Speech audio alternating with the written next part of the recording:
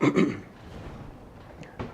Zimbabwe National Liberation War Veterans Association is proud to announce its collaboration with various stakeholders in pursuit of sustainable development goals through the utilization of carbon credits.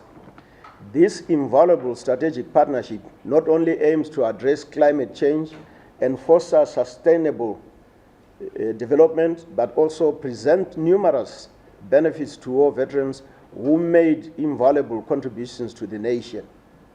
This contribution to the National Development Trajectory by Africa Voluntary Carbon Credits Market Forum I'm lost a little. I'll read again. This contribution to the National Development Trajectory by Africa Voluntary Carbon Credits Market Forum, AVCCMF Trust and its partners, Real-Time Biotech Engineering, implementing the Carbonic program comes at a very crucial time when Zimbabwe is struggling to overcome the effects of illegal sanctions, whose objective is to exert excruciating pressure on Zimbabwe so that they revolt and reverse the gains of the hard-won liberation. It also comes at a time when developing nations are suffering from the adverse effects of climate change and gives our members, majority of whom are bearing the brunt of injustices in the rural areas, a chance to earn decent lives for once in their lifetime. The Zimbabwe National Liberation War Veterans Association recognizes the importance of empowering war veterans and ensuring that active participation in sustainable development initiatives. By participating in this program, war veterans can access the following benefits.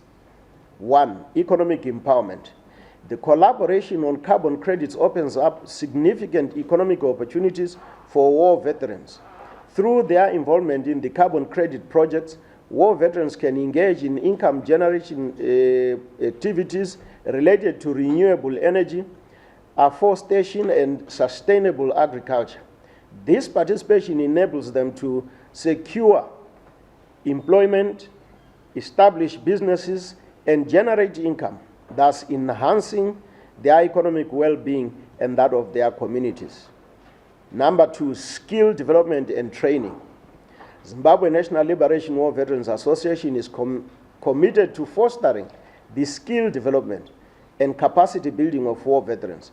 Within the framework of this collaboration, training programs and workshops will be organized to equip war veterans with necessary knowledge and skills in carbon finance, sustainable development practices, project management, and entrepreneurship. These skills empower war veterans not only to actively engage in carbon credits initiatives, but also enhance their employability in various sectors.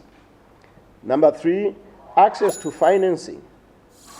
Access to financing is a crucial element in fostering the entrepreneurial endeavors of war veterans. Zimbabwe National Liberation War Veterans Association, in partnership with financial institutions and development agencies, will work to facilitate access to financial resources such as grants, loans, and investment opportunities, tailored specifically to support war veterans' engagement in carbon credits projects. This access to capital enables war veterans to establish their own enterprises or contribute to ongoing initiatives effectively. Number 4, social and environmental impact. War veterans with their deep-rooted connection to the land and communities can significantly contribute to positive social and environmental impacts through carbon credit projects. By actively participating in sustainability initiatives, war veterans can contribute to environmental conservation, land restoration, and poverty alleviation, thus improving the overall well-being of their communities and preserving Zimbabwe's natural resources for further generations. Zimbabwe National Liberation War Veterans Association is dedicated to ensuring that war veterans benefit from this collaborative effort actively participating in the opportunities presented by carbon credits and sustainable development initiatives. We encourage all war veterans countrywide and their collaborating partners, Njibas, Chimbwidos, and them all, to seize these opportunities, contribute their invaluable expertise and experiences, and play an active, crucial role in achieving the SDGs while improving their own livelihoods. I thank you.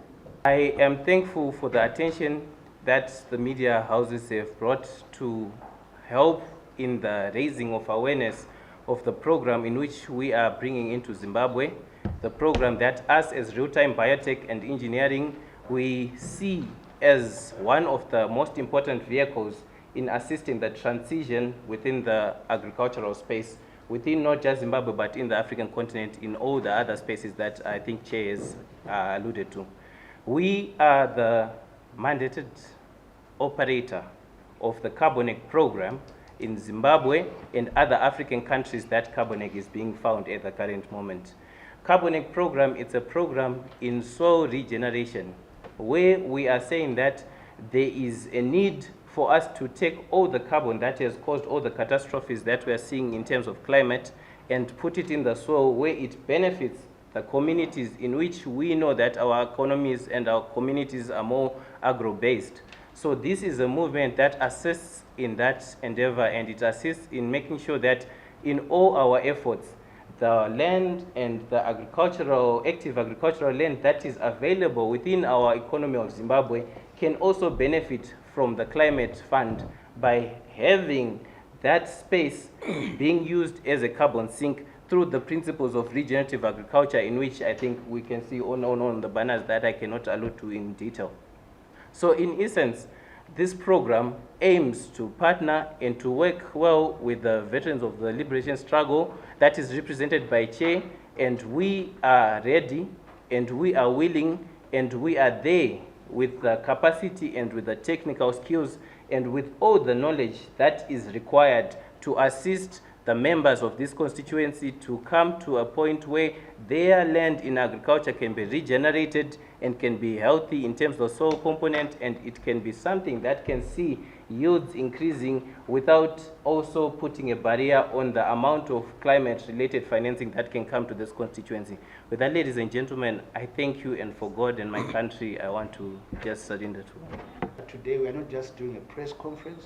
We are going to sign a collaborative agreement, an MOA with the association right on this table, announcing a package that we are going to access from our development partners, an amount of 500 million euros that will go towards regenerative agriculture for the members of the Zimbabwe War Veterans Association, including all their affiliates, their members in Zimbabwe who have access to active agricultural land.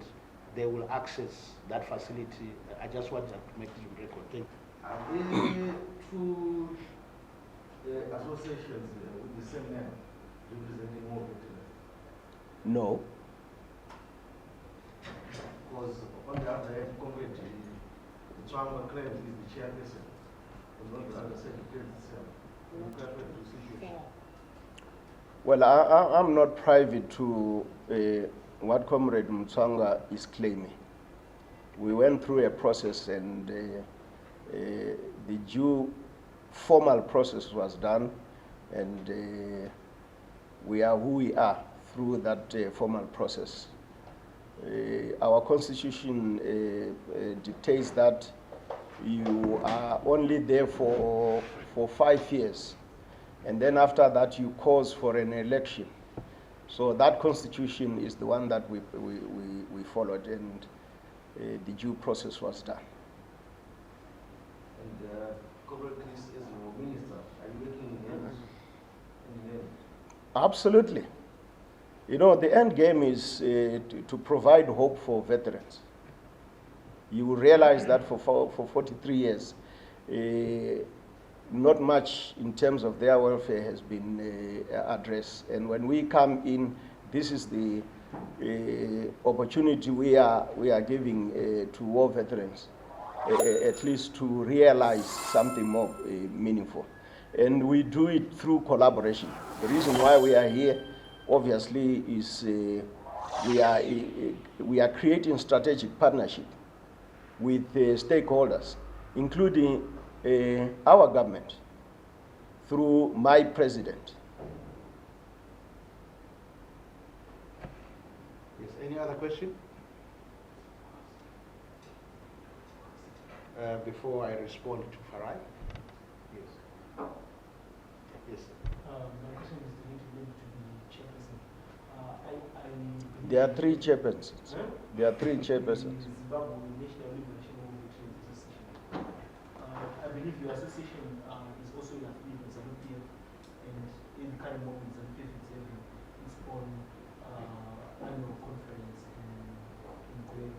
And why choosing to have this announcement during the time of the conference? First of all, Zimbabwe National Liberation War Veterans Association is a private volunteer organization. It's an NGO. It's not affiliated to any political party. That's what you have to know. However, veterans, within their constitutional right, subscribe to any political party, including the ruling party, which is ZANU-PF. So, as a PVO, the Constitution does not allow us to align to any political party. But as an individual, I'm a member of the ruling party, but it doesn't necessarily mean when we now address the issue of the welfare of veterans under the umbrella of this PVO, we are affiliated, no. Well, let me take this opportunity to respond to my brother Farai. I will answer you this way. When we held our Victoria Falls conference, it was the first conference that we held, and I'm proud that you were one of the pioneers of the participants who participated in that conference. We then decided to do a post-mortem and a review of the outcome of that conference. It was a learning curve on most of the things that we were doing. Then we had to rebrand, and we've since rebranded in fact, we rebranded and restructured. I'll touch on those two key words. And then we are now called the Africa Voluntary Carbon Credits Market Forum, AVCCMF, which was initially AVCCM. For reasons that I've discussed with you, Farai, it was necessary that we rebrand for our integrity, so that because we value our relationships with stakeholders, so we have to rebrand and find a way of moving forward with this, because this climate issue is a very important issue, not just for Zimbabwe, it's a global issue. So it requires a collective approach. Members of the media also have to play a crucial role. In fact, my brother here, who's our executive director, always talk of the need to have a workshop for journalists, so that we talk about green journalism, because you are going to drive this agenda and this initiative in the continent. As a forum, our work is to ensure that Africa takes a driving seat in the climate economy, the whole value chain. We can't just be there as spectators. Even when we go to COP, we are going to fiercely defend Zimbabwe's position in terms of our projection, as we work in line with our Ministry of Environment and Climate, so that we make sure that we don't contradict our government. So yes, Farai, we have rebranded, and you are part of AVCCMF, because AVCCMF is not a company, so to speak. It's a forum for all of us to participate. If you were in Sandton, I don't know, some of you were in Sandton, we made a call that immediately made sure that we partner with various stakeholders that included even governments in East Africa. They are formally now part of AVCCMF, and we would like to do the same here in Zimbabwe by opening up the space to all our players, because we are now in a position to access development finance to finance these projects, which speaks to why I said when we started in Vic Falls, we were pioneers of this. We used our own resources with nothing but the will to make sure that Zimbabwe participates in this global discussion, which is climate change. Thank you, Father.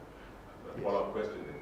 As a result of the conference at the Zimbabwean Carbon Association, then emanated as a result of private developers coming together to be able to also complement and speak in one to government for support for carbon credits. Are you in any way associated to the Zimbabwean Carbon Association or any other Zimbabwe climate councils that are currently being put in place? Yes, I think, like I said, as a platform, we had a big umbrella body. In fact, this morning I was in discussion with some of the members of the Zimbabwe Carbon Association. They are not our affiliates, but our partner organization, or rather sister organizations, because anyone in Zimbabwe, whether you are a young person, whether you are government, whether you are the media, as long as you are talking about climate issues, let's have a collective voice, because if we don't have a collective voice, Zimbabwe will lose out. So yes, Farai, that association and any other grouping that is talking about this subject, they are part of us. Thank you. Yes, any other question?